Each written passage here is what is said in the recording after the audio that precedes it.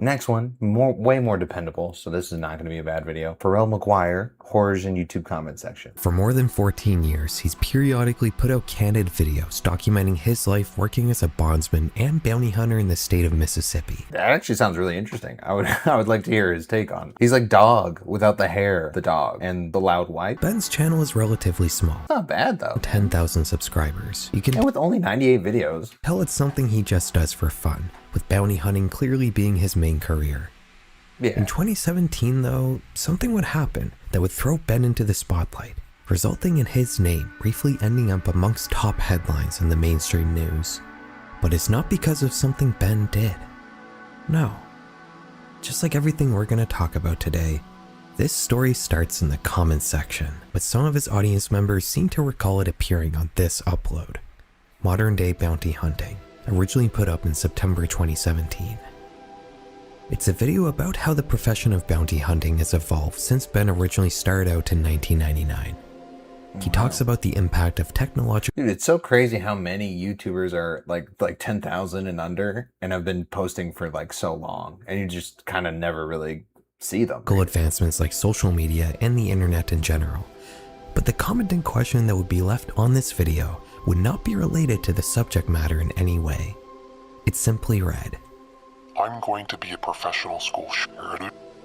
Being a YouTuber myself, it's more common than you might think to get comments like this. Ooh. We'll talk about it more in a few minutes, but you'd be surprised at the sheer variety of thoughts that people will decide to record in the text box below your video. Yeah, okay, yeah. And something like this in all likelihood is probably just some kid being edgy. That's ridiculous. But when Ben saw this particular comment, something about it unnerved him. Just like every other YouTuber, he had received heinous comments like this in the past, but he just had a bad feeling about this one for some reason. So he decided to report it first to YouTube and then to the FBI. The next day, two federal agents would... How do you even do that? I mean, do you just Google what the FBI's number is? Like, how do you get in contact with them? I thought it was only the other way around. ...would show up at Ben's door. They'd ask him about the comment and who left it, but Ben obviously had no idea who was behind the account that wrote that disturbing remark. Without any further information to gather, the agents would leave, and Ben wouldn't hear anything more about the comment or who was behind it. At least for a few months. On Valentine's Day 2018... I mean, it'd be your, obligation to, like, do something about it, but it's like I said, how do you call the FBI? Like, I wouldn't know what steps to take. Ben would be watching the news, and something would catch his eye. The anchors were talking about a horrible mass shooting that had just occurred at Marjorie Stoneman Douglas High School in Parkland, Florida.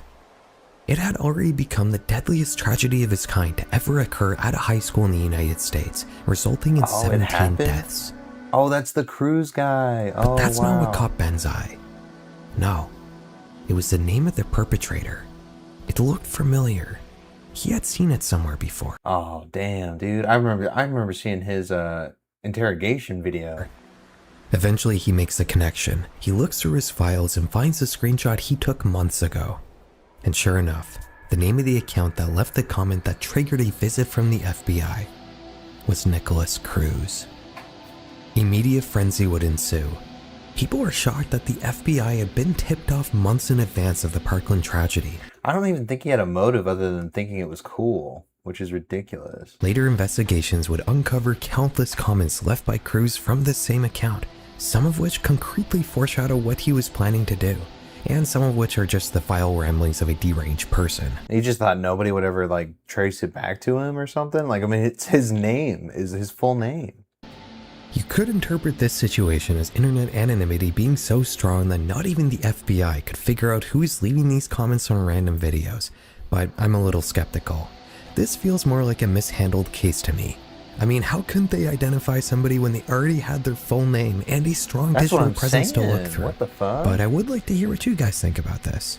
One thing we can say for sure though, is that out of all the channels that received YouTube comments from Nicholas Cruz, Ben the Bondsman was the only person who had an appropriate level of concern about it. I mean, if he did this to a lot of, he probably did from the sound of it, and like he had like several screenshots of a comment, and nobody else reported it but this guy? His experience as a bounty hunter, maybe it was just a wild hunch, but in any event, Yeah, but he also probably knows what to do. Like, he knows where to report something like that. He's the only one that had the foresight to see that this YouTube comment was foreshadowing something horrible. Sponsor. It's gone on to become its own sort of unique folk medium.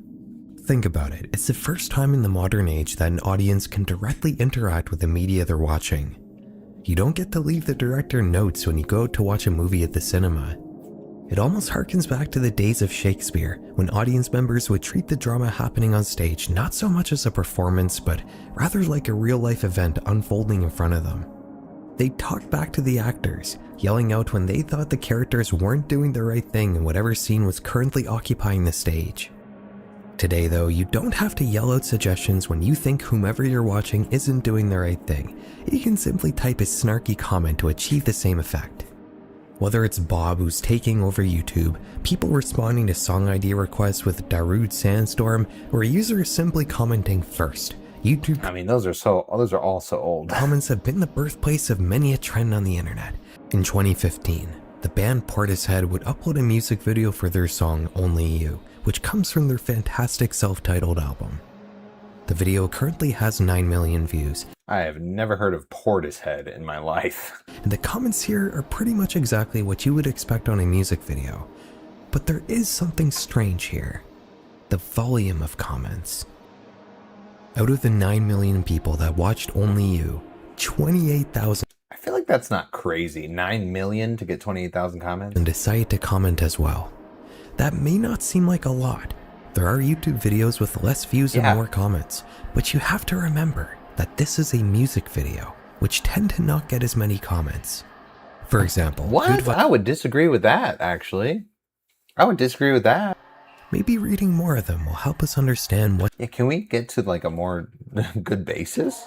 Everybody seems to be mentioning somebody named Do What. In fact, bulk of the top rated comments aren't talking about the song at all, and are only discussing this YouTube user. Scrolling down a little more reveals what everybody is referring to. Suddenly, the other commenters disappear, and only one is left. Do What 1589. This person has left a mind-boggling number of comments on this song. Almost 2,000 at the time of making this video.